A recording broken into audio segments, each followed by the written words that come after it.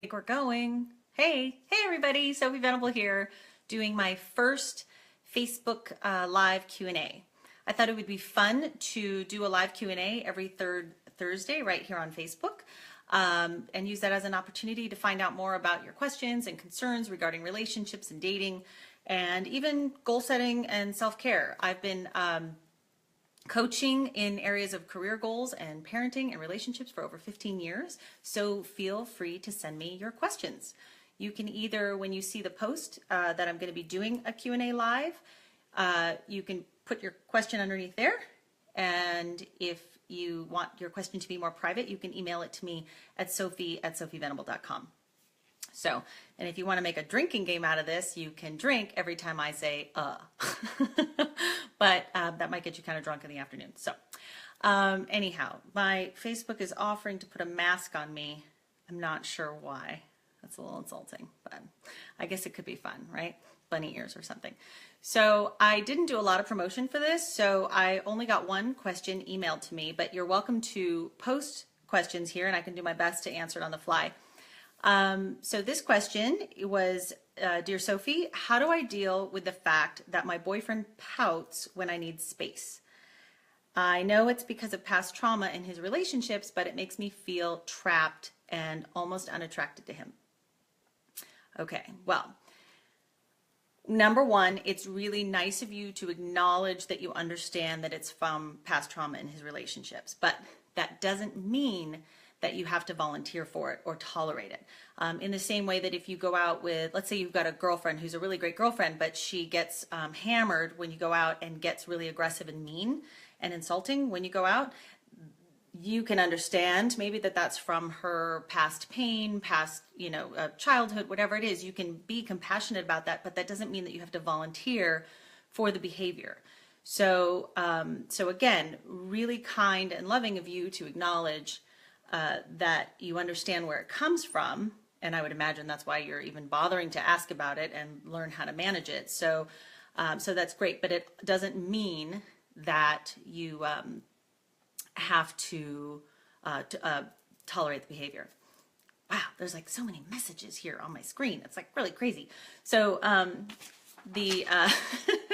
so I want to explain to you why you're feeling unattracted to him in this situation. I mean, I think if there's any guys watching, you can also relate to the fact that when your girlfriend pouts, it's kind of unattractive. Pouting is a really unsexy behavior. And here's, I want to show you something from my course. This is in lesson 6 of Finding the Real Deal. Can you see this? Okay. This is, this right here is just plain old science. This is a fire triangle. This is what you need to create a fire, right? You need your fuel, you need heat or spark, and you need oxygen, right? Without oxygen, the fire dies, okay? So you're trying to create air, and on top of it, he's making you kind of lose some of this attraction and spark here, right? So you can have all the love in the world for somebody, but you're not going to have attraction and passion if you don't have these 3 elements. It's science, okay? So,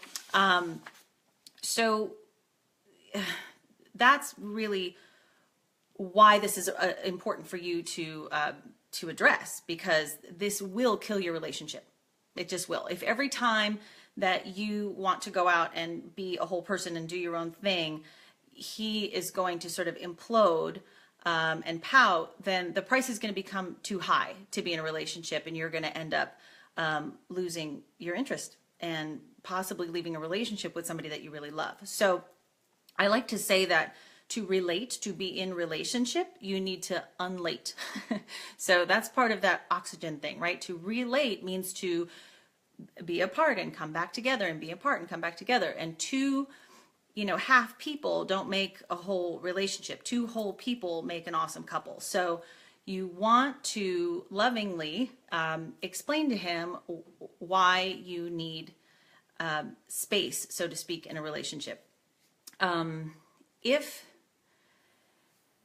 he's pouting, it's basically, it's one of 2 ways he could be responding to his fear. His fear is just that you don't want to be around him, or that you know, something's going to happen in your world that he doesn't get to witness, or that maybe he's not important enough to you to be around all the time.